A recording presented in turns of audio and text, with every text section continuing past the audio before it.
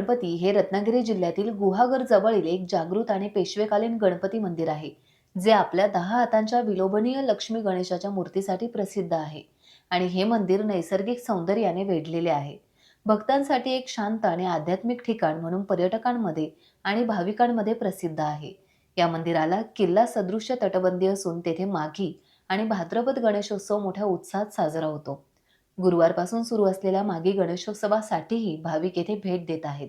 माघ मास उत्तम जाण शुक्ल पक्षी चतुर्थी पूर्ण मध्यान्नी येता चंड किरण मध्यान्नी येता चंड किरण जगत भूषण ऐसा प्रकटला राम राम हरे हरे राम राम राम हरे हरे राम राम राम राम